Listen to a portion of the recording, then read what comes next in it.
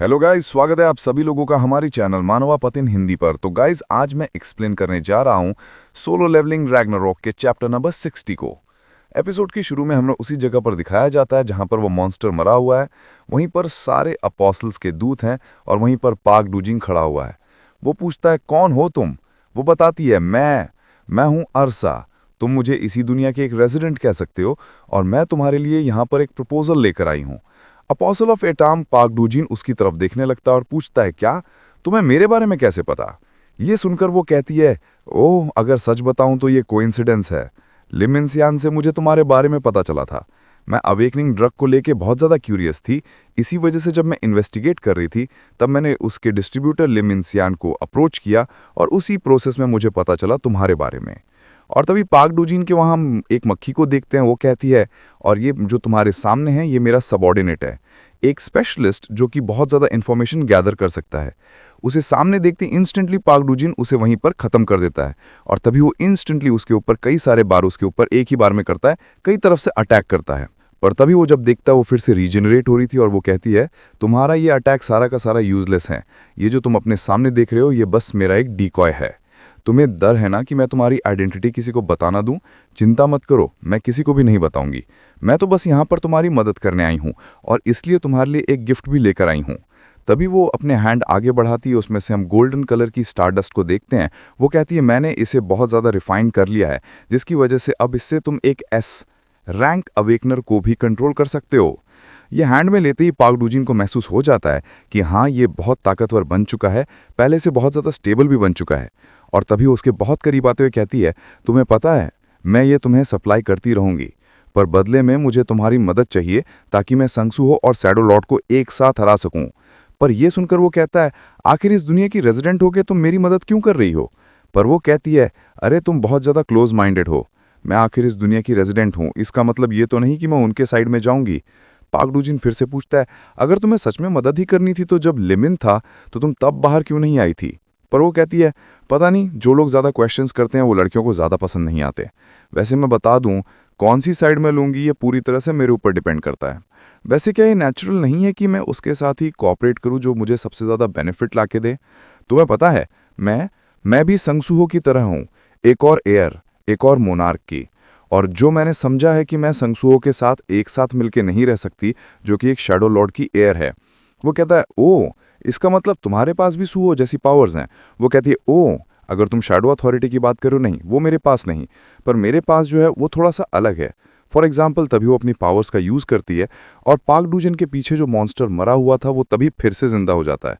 ये देखकर वो कहता है, क्या इसे तो हमने ख़त्म कर दिया था ना? वो मॉन्स्टर अब खतरनाक तरीके से उनके ऊपर अटैक करने के लिए फिर से आता है, पर तभी इंस्टेंटली वो उसे वहीं पर ख़त्म कर देती है।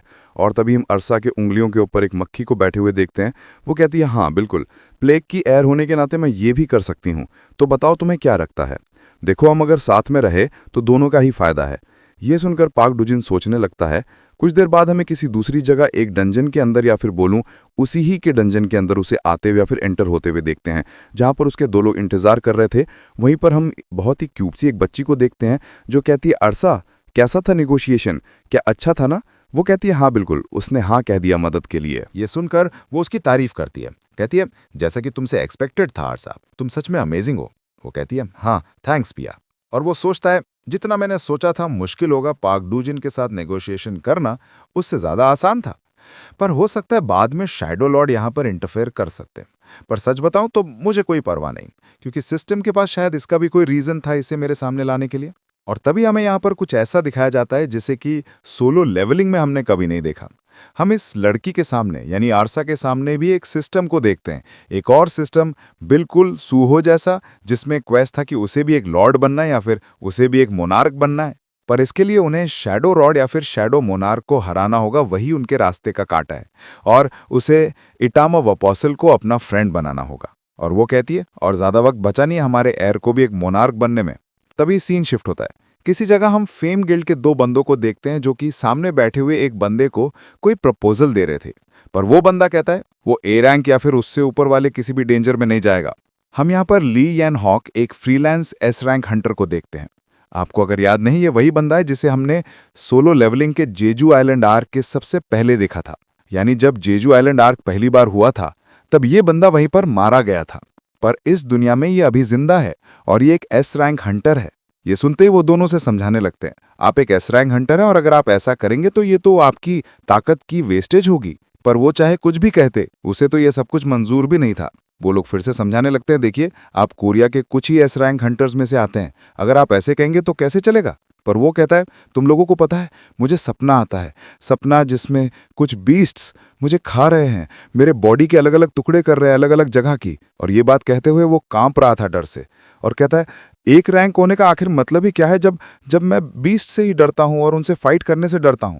उसकी हालत हम बहुत ज़्यादा बुरा देखते हैं। वो उनको कहता है, ठीक है, आई होप कि आप लोग फिर से नहीं आएंगे। और कुछ ही देर बाद वो लोग चले जाते हैं। वो खिड़की से बाहर देख रहा था और अपने उस सपने को ही याद कर रहा था। तभी दूसरी तरफ वो लोग बात करते हुए आगे बढ़ रहे थे, नीचे उतर रहे थे, पर उनके सामने से गुजरता है तभी पार्क डूजिन। वो लोग उसे देखते हैं और सोचते हैं, अरे ये तो। तभी सीन शिफ्ट होता है। यासो उसे देखते कहता है, अरे तुम तो एस रैंक हंटर हो ना जो कि रीपर गिल्ड में है। हाँ, मैंने सुना था रीपर गिल्ड ये बहुत ज्यादा रेड है, पर बिना नोटिस दिए और बिना बताए ऐसे रूम के अंदर चले आना, ये कुछ ज्यादा नहीं हो गया है।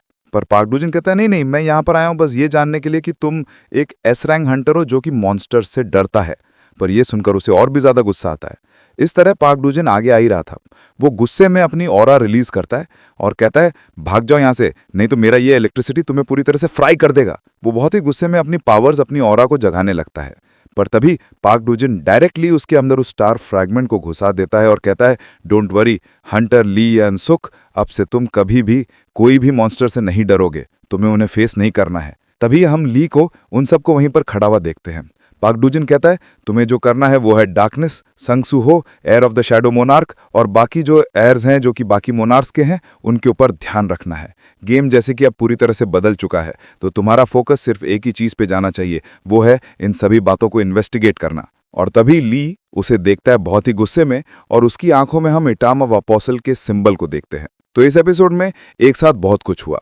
इटामा वापोसल को वो मिल चुका है जो कि उसे चाहिए था, यानी एस रैंक हंटर्स को कंट्रोल करने का तरीका।